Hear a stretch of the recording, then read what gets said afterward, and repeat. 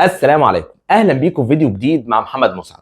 هنراجع مع بعض النهارده ارخص ساعه موجوده حاليا في السوق بشاشه بمواصفات اميلود ومن شركه معروفه اتش كي. عامله ساعه كده من 750 جنيه ل 850 جنيه. ده سعرها في السوق. عاملاها بمواصفات اميلود، فيها شويه مميزات، فيها شويه حاجات مش عجباني وفيها شويه حاجات كتير عجباني. لكن انا برضو عزيز الراي، يعني عايز اقول لك ان انت او احنا في الفيديو ده بنتكلم عن ساعه ب 750 جنيه. تمام. بالمناسبه اسمها اتش كي الترا 2. وبالمناسبه برضو ان في منها نسخه برو بلس شكل السيريس 9 بمقاس 45. دي هنتكلم عنها في فيديو لوحدها ان شاء الله. بس خلينا نتكلم عن الالترا 2. الالترا 2 دي نسخه كده قبل ال9 الترا 2. فيها مميزات بنفس الحجم ال 49، فيها مكالمات، فيها اشعارات، فيها كل حاجه هنشوف مع بعض الفيديو دلوقتي. لكن انا عايز اقول لك حاجه، ما تستناش من ساعه ب 750 جنيه ان هي تكون زي ساعه ب 1480 جنيه. مستحيل طبعا تكون زيها. لكن انت بتشتري ساعه، تمام، يعني على قد فلوسك. يعني انت ما معكش ال 1480 او ال 1450 او ال 1500 او ال 9000 بتوع هواوي او ال 20000 بتوع ابل، وعايز تشيل ساعه تشوف فيها الساعه وشكلها حلو في ايدك. في الاول وفي الاخر دي شكل بتاعت ابل. فعايز ساعه شكلها حلو وفيها مكالمات على الاستخدام الخفيف، فالساعه دي مناسبه جدا معاك. ويلا بينا نبدا الفيديو عشان ما نطولش عليك المقدمه اكتر من كده. خلي بالك انت لسه ما اشتركتش في القناه، والقناه مفيده جدا والله، عليها فيديوهات لمعظم المنتجات المتوسطه في السوق. الحمد لله بنراجع منتجات اللي بتمشي مع اكبر فئه من المجتمع، يعني مش بنحاول نطلع الحاجات الابل. كام واحد بيشتري ساعه ابل من اللي بيتفرج علينا؟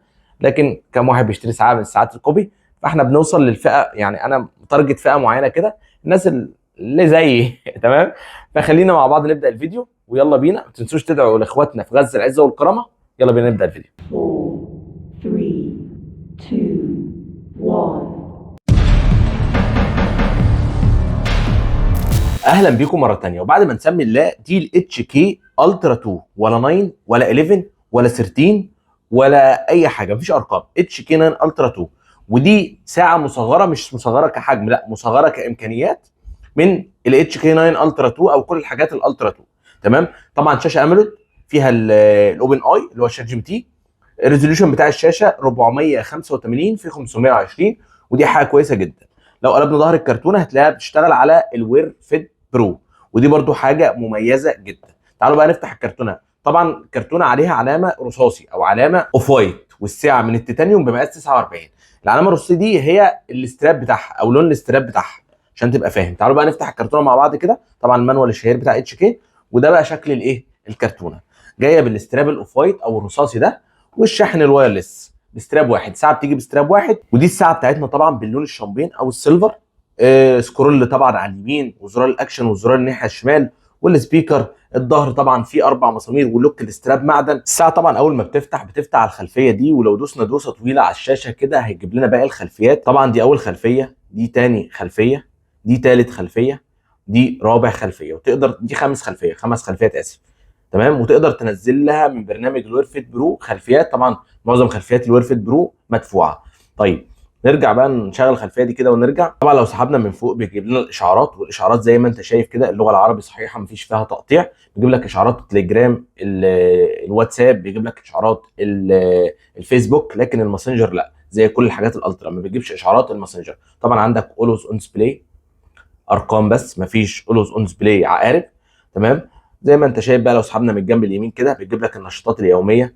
هنا انك تقدر تشغل الميوزك اللي على الموبايل، ضربات القلب. تسحب بقى كده وتخصص هنا تحكم فيديوهات شورت. دي بعض الامكانيات يعني بتاعت الساعه. ولو سحبنا من الجنب الشمال في شورت منيو. ولو سحبنا من تحت بيجيب لك القائمه اللي فيها ربط البلوتوث وفيها الاعدادات. والبطاريه 21%، واللي هو البطاريه ضعيفه بيجيب لك اشعار البطاريه ضعيفه، بطاريه 20%. وعندك هنا الربط بتاع الموبايل. طبعا لو دوسنا على الزرار اللي تحت السكرول ده بيدخلنا على طول على الشات جي بي تي. الساعه فيها خاصيه الشات جي بي تي، انقر لتسالني اي شيء. تمام. والناحيه الثانيه لو دوسنا على الزرار اللي في الناحيه الثانيه بدخلنا على الاوضاع الرياضيه، وهنا في كل الاوضاع الرياضيه. طيب ولو دوسنا على السكرول هنخش على الابلكيشنز او التطبيقات. طبعا الشاشه الريزوليوشن بتاعتها حلوه، من اميز الحاجات في الساعه دي. يا جماعه الساعه دي سعرها يعني من 750 جنيه معاك لحد 850 جنيه، فسعرها بالنسبه للحاجات الاتش كي سعرها في الهادي تحت ال 1000 جنيه. فما تتوقعش منها الاداء الواو. انا بقول لك الكلمتين دول في اول فيديو عشان تبقى فاهم انت بتشتري ساعه بتعتمد عليها كساعه وكشكل اكتر لو مكالمه اشعار بتاع. لكن بقى انت هتعتمد بقى على معدل ضربات القلب، ضغط الدم، الحاجات دي لا طبعا. عندك اول حاجه في التطبيقات معدل ضربات القلب، عندك ضغط الدم، الاكسجين في الدم، الاوضاع، وضع الرياضات طبعا اللي اتكلمنا عنه من شويه، وضع النوم، الضغط، سجل النشاطات، الهاتف. الساعه هنا بتشيل 8 اسماء فقط لا غير، بتظهر الاسماء بتاعت 8 اشخاص فقط لا غير. عندك المكالمات الفائته، تمام. عندك طبعا هنا جهات الاتصال، تقدر تضيف زي ما قلنا 8 جهات اتصال. عندك لوحه الاتصال تقدر ترن من الساعه. وتعالوا بينا نجرب نعمل مكالمه من الساعه. بالنسبه لصوت السبيكر بتاع الساعه فتعالوا نسمعه مع بعض. ده صوت السبيكر بتاع الساعه. صوت السبيكر بتاع الساعه يا جماعه مميز جدا. طب تعالوا نجربه بقى في المكالمات. زي ما احنا شايفين يا جماعه كده المكالمه مفتوحه، تقدر تقفل المكالمه، تقدر تنقل المايك للسبيكر. تعالوا بقى نجرب الصوت مع بعض. الو، الو، ايه الاخبار؟ الحمد لله تمام. صوتي واضح عندك؟ تمام. طيب ماشي، واضح يعني. واضح. طيب خلاص ماشي، يلا سلام. بعد كده عندك الموسيقى، تحكم في الموسيقى اللي على الموبايل. عندك الطقس، تمام. عندك المساعد صوتي بتاع جوجل، لو دوسنا عليه كده هيفتح لنا المساعد الصوتي على طول على الموبايل زي ما انت شايف، علم تحت اهوت، شغال برده بشكل كويس. عندك الاشعارات او الرسائل زي ما انت شايف، وريتك من شويه برده اللغه العربيه بتيجي عربي صحيحه، تمام. طبعا عشان انا عندي على الواتساب 605 رساله، فطبعا مش جايب لي الرسائل كامله يعني. لكن لو حد بعت رساله دلوقتي هيجيبها 605 رساله، دي رسائل قديمه ما فتحتهاش انا. طيب بعد كده عندك الشات جي بي تي، الادوات دي بقى عندك المؤقت، الاله الحاسبه، ساعه التوقيت، تقويم، صفاره انذار، منبه، آلة التصوير، NFC، ابحث عن الهاتف، بطاقه العمل.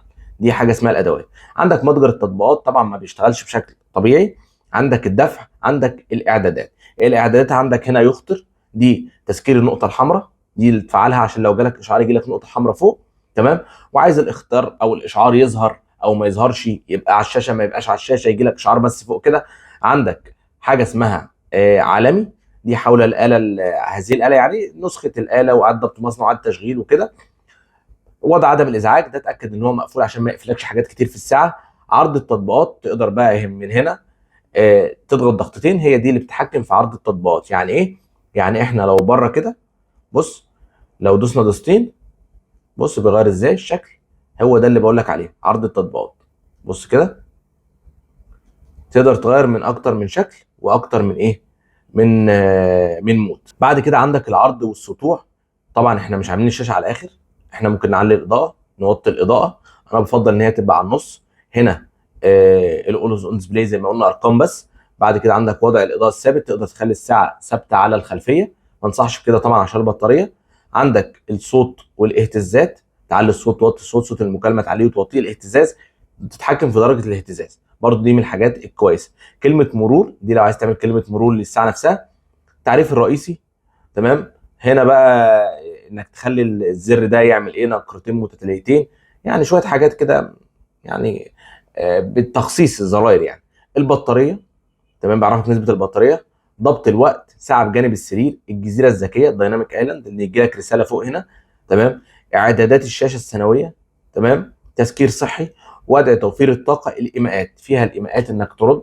غالبا دي كل الحاجات في الساعه، دي كل حاجه عايز يعني، ده الاوبشن او دي شرح القائمه نفسه او المميزات اللي في الساعه. وده كان انبوكسنج وشرح قوائم الساعه دي والامكانيات اللي فيها.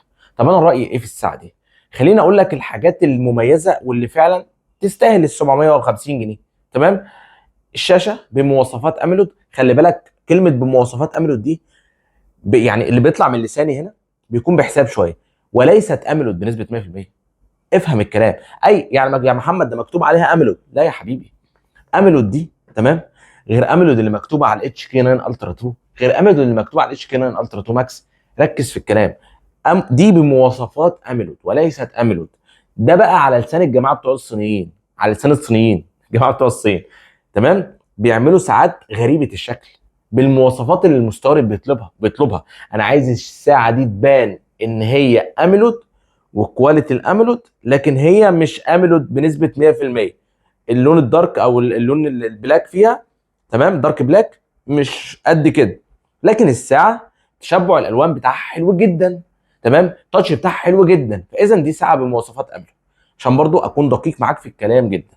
صوتها حلو في المكالمات، فيها كل حاجه، تمام. نظام ال 12 ساعه طبعا فيها كل حاجه وليست ضد الميه. ركز، استخدام الخفيف عادي، طرطشه خفيف شتاء بتاع عادي، لكن تروح تتوضى بيها وتحطها تحت الحنفيه تستحمى بيها تنزل بيها البسين، مفيش الكلام ده. تمام، ركز. تمام. الساعه، الحاجات اللي ما عجبتنيش فيها طبعا هي كل الحاجات اللي انا قلت لك عليها على مدار الفيديو دي موجوده، لكن الحاجات اللي ما عجبتنيش فيها ان هي ما بتشيلش غير 8 اسماء، ودي برضو بالمناسبه يعني بالنسبه لسعرها في حاجات اغلى من كده بكتير برضو ما بتشيلش غير 8 اسماء. البطاريه بتاعتها بتنزل بسرعه الى حد ما، الى حد ما. مش عارف ده عشان انا كنت بستخدمها بشكل دايركت وجاي لي رسائل كتير ولا علشان ايه، لكن انا استخدمتها شويه. بطاريتها برضو مش زي الحاجات ام 1000 وام 1000 ونص، تمام، ام 1500 جنيه. تمام. فعشان اكون منصف معاك، لكن هي بطاريتها حلوه، وزي ما بقول لك انت بتجيب الساعه دي هتعتمد اكتر على الشكل. ففي ناس اصلا عايزه حاجه تكمل الشياكه بتاعتها، تكمل الطقم اللي هي لابساه، حاجه الترا تكون لابساها في ايدها تعتمد عليها كشكل، كان هي تبص في الساعه اكتر، مش تعتمد بقى على اشعارات والكلام ده. وانا واحد من الناس والله اي ساعه بلبسها لو ب 10000 جنيه لا بشوف فيها اشعارات ولا بتكلم فيها. تمام. انا بشوفها بس كده كشكل، كساعه تقليدي، النظام بتاع زمان ان هي ساعه في الايد بس. ودي كانت كل حاجه عن الساعه دي. تستاهل المبلغ، مبلغ صغير. تمام. تستاهل، الكواليتي بتاعتها حلوه. واشوفكم في فيديو جديد، وما تنساش تشترك في القناه لو عجبك المحتوى، واعمل لايك للفيديو ده عشان نوصل لاكبر عدد من الناس. دعما منك لاخوك محمد، والسلام عليكم ورحمه الله وبركاته.